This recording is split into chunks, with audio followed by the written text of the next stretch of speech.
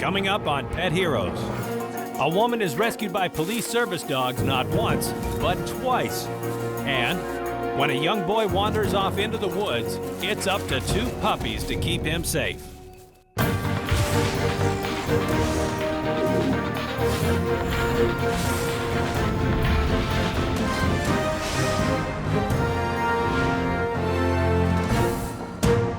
Hi, I'm Jason McCoy, and welcome to Pet Heroes.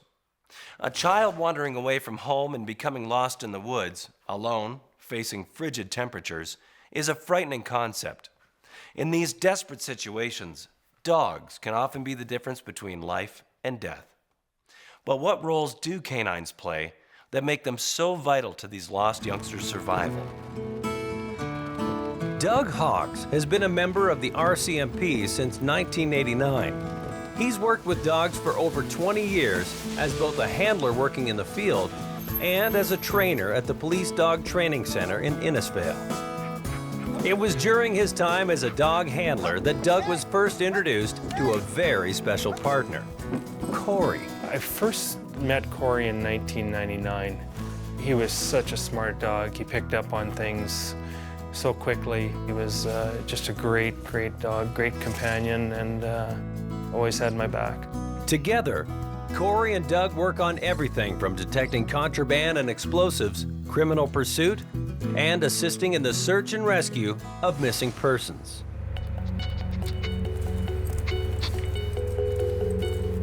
It's November 23rd.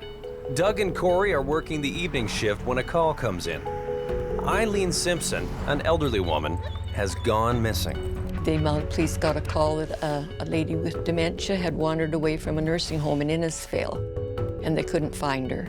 She'd been missing since 6:30.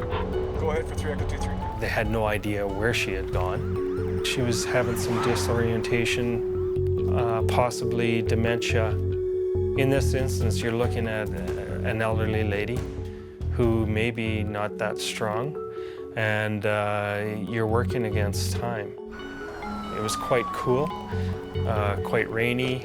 If a person was outside for any particular period of time, besides being wet, you'd become very hypothermic. Doug meets another officer on the scene. They quickly assess the situation. The other officer will search outside the perimeter, while Doug and Corey begin searching along the interior of the perimeter. Robert Wambold is a member of the Calgary Search and Rescue Team. Even though a lot of times we search the immediate vicinity looking for any clues of where they've been, and it's not uncommon even for those that they end up showing up outside the area where we're searching, that with senior citizens, they don't necessarily look lost. So I searched all the way along in here to the back fence. So we continued searching all this area back here. I searched the back end between here and the highway, located nothing. So I decided to keep on moving south here. The other thing that really concerned me is if a person becomes disoriented. It was only maybe 50, 60 yards away from the highway.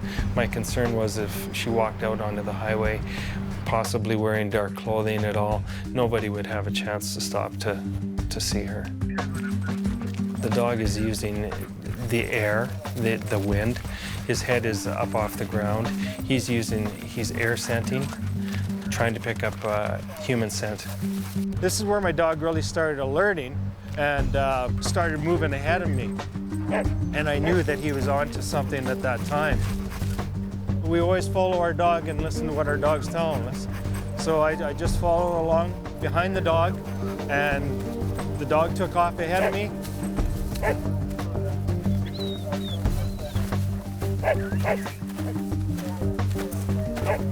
I rounded the corner of the fence, and lo and behold, laying in the ditch was Eileen Simpson. We'll call an ambulance for you right away, okay? Her cane was beside her. She may have fallen, and that's where we found her. We found her laying on her back clutching her purse, and very, very cold.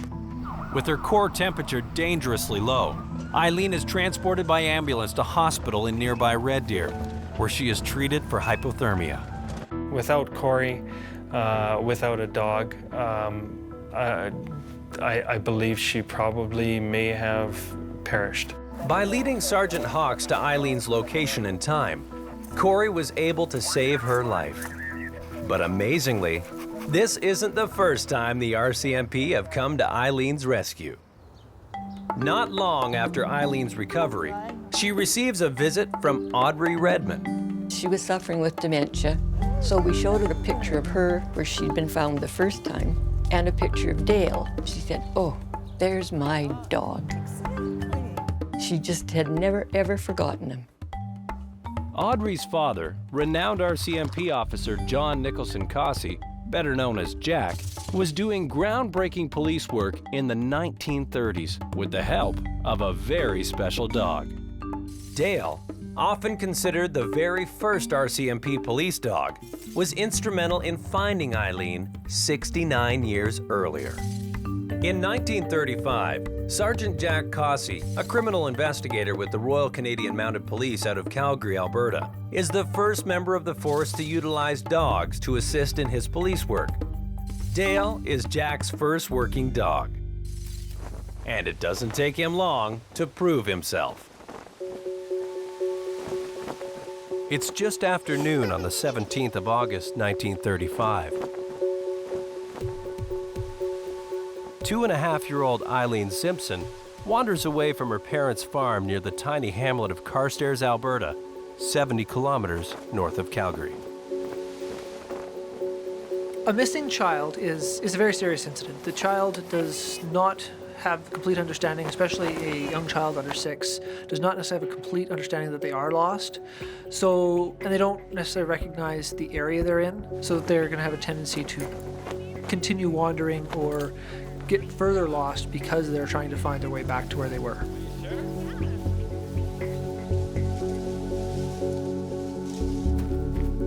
Unable to find their young daughter on their own and becoming increasingly concerned for her safety, the family calls upon the community for help in the search.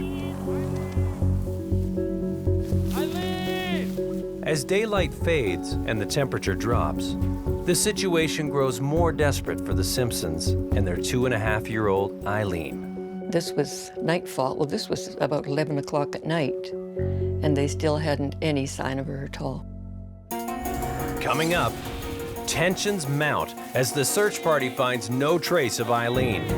With time running out, Jack and his trusted dog Dale may be her only hope.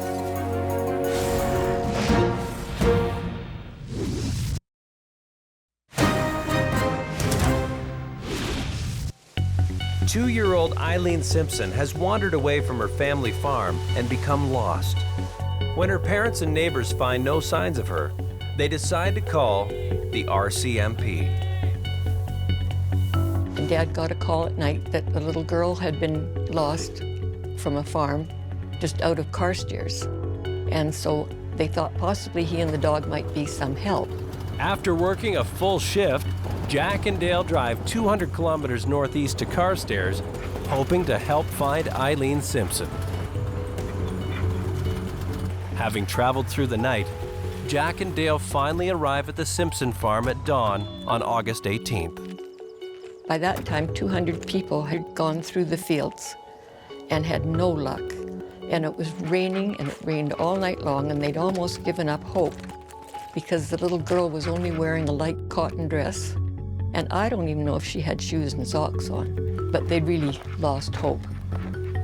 Her mother gave my dad one of her sweaters so he could get the scent to the dog.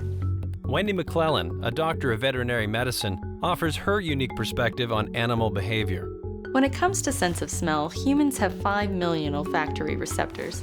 Comparatively, dogs have 220 million, which allows them to pick up even the faintest scent, making them a vital part of search and rescue. The 2.5-year-old Eileen Simpson has been alone and at the mercy of the elements for nearly 20 hours.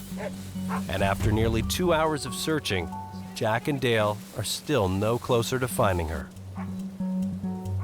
They went through fields that other people had already searched. My dad said that it fouled the trail, and so it would make it much more difficult for the dog. Picking up on Eileen's scent proves difficult for Dale. Hope begins to fade as the search wears on and there are no signs of her.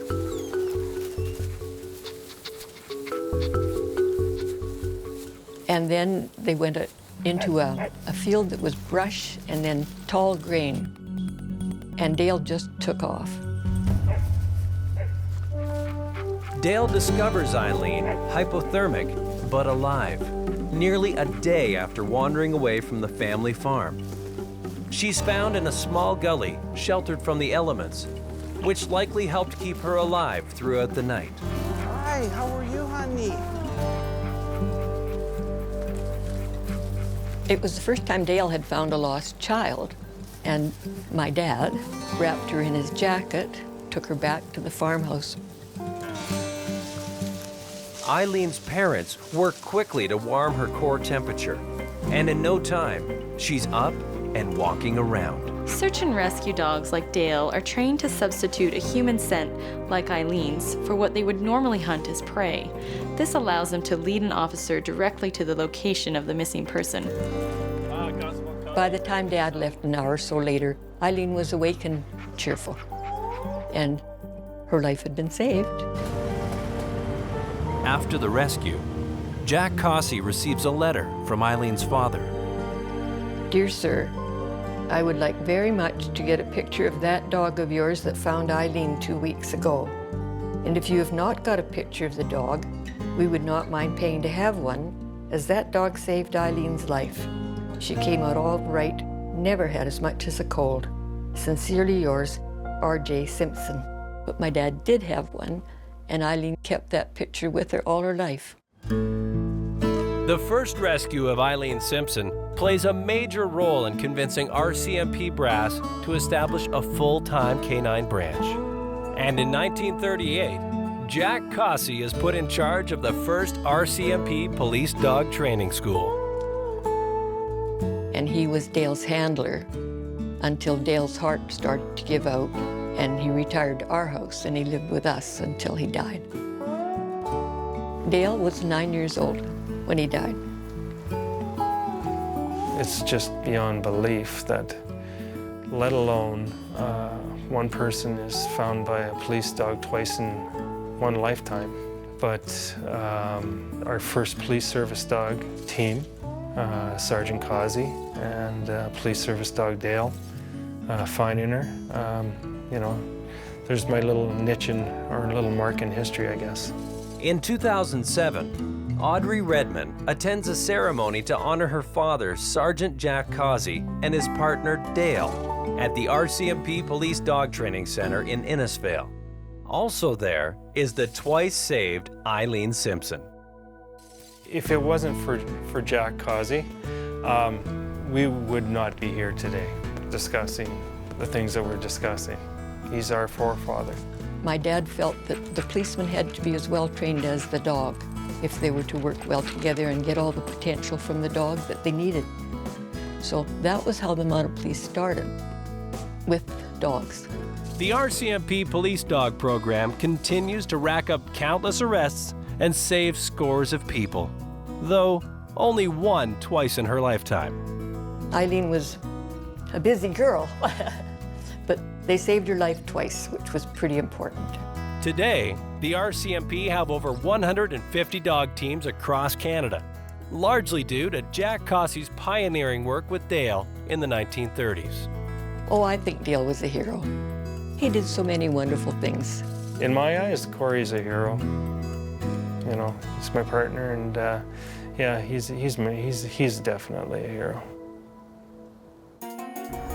Next, two puppies provide comfort and warmth to a lost little boy as search and rescue teams work desperately to locate them.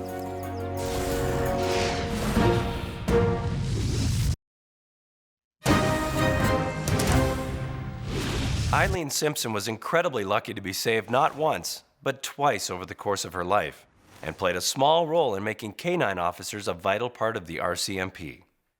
Next, we look at the story of Jaylyn Thorpe and two amazing puppies.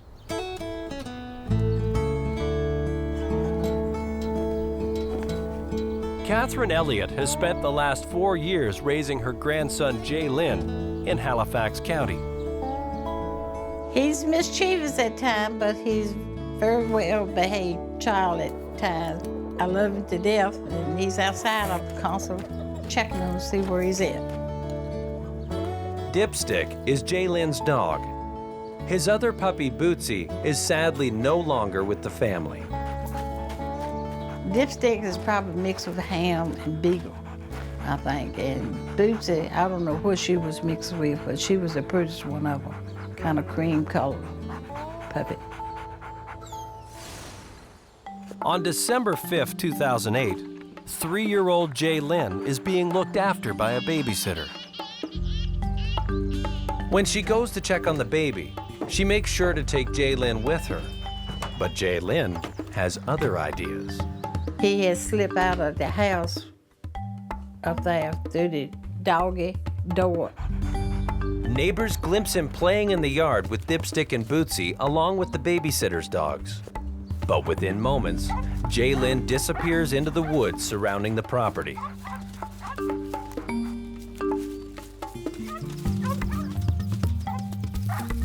3:30, 4 o'clock, I had a phone call. Mom, Daddy, we can't find Jalen. I said, what do you mean you can't find Jalen? We don't know where he's at. I said, on my way. If we go for a hike, we know we've got to go out and then we got to come back or circle back to where we started. Children don't, when they're that young, don't understand that concept. They're going from point A to point B. They don't think about going back to point A. Stanley Noblin is the sheriff of Halifax County and has been in law enforcement for over 17 years. Before I got the call, I was just leaving the office, heading to my house to sign off duty, and we received a call around 4:30 p.m.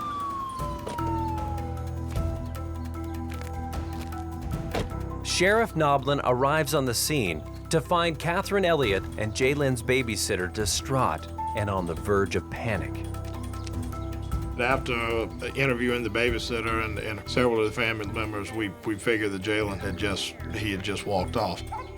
Sheriff Noblin's concerns mount as the 3 older dogs return, but the family is confident that Dipstick and Bootsy are with Jay Lynn. We found out they didn't have quite the relationship with him that the puppies had, so that's what kept our hope alive for him. Even if the puppies are with him, Jay Lynn still faces constant dangers. Right, we don't got a lot of time, so I want you guys to huddle up. The terrain was just extremely hilly, very thick woods, lots of creeks, ponds, old mines. It was about as dangerous as you could get, not only for a little child wandering in the dark, but even for the search and rescue crews and the law enforcement officials who were there. Make sure you guys are ready. From the searcher standpoint, darkness makes it harder to find a child because if they're hiding under a tree or they just decided to curl up in some brush, that they're going to be a lot harder to find than if it's during the day when it's easier to look for them. We were going through the woods, hollering his name out, just looking everywhere. Because we didn't know if he may have been asleep at the time, so you didn't want to step over top of him and not see him. And at the same time, you didn't want to the worst thing happen. He not be alive, and you actually walk right past him because you didn't hear any sound from him. The search and rescue teams spend the entire day scouring the woods for Jay Lynn. Worries mount as the sun sets and the temperature drops. Well, as the night went on and it was getting colder and colder, I didn't know whether they would find him alive or not.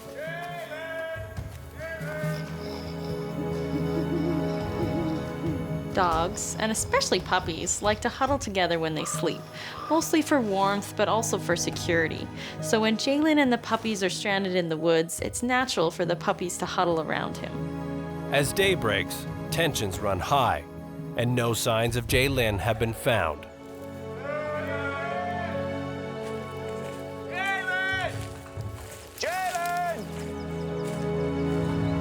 We looked, it was, a few hours and stuff had passed. You kind of get the feeling that you just didn't know, if you would find him.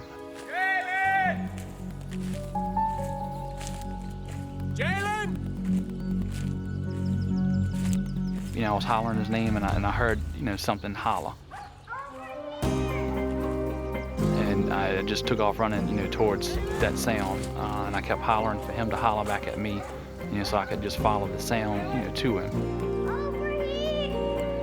Jalen! It was an amazing sight to see him standing, the two puppies, by his side. He didn't seem to be, scared or anything. He just seemed like he went on a little adventure, and, the adventure took him a little too far. How are you? You all right? He's here! I got him! You okay? Look at me. Hey, it's all right. There you go. Jalen is found unharmed. We were all exuberant. We were about as happy as you could imagine that we believed a miracle had happened. I think having those puppies there, played a big part in him actually, surviving. And to me, it was amazing that the puppies, stuck with him. I think they was heroes because they stayed with him, and when they found Jalen, the puppies was right there with him. It's amazing. For Eileen Simpson, the efforts of a highly trained RCMP dog helped save her life, not once, but twice. Both times, it was the dog's ability to follow a scent that led to her discovery.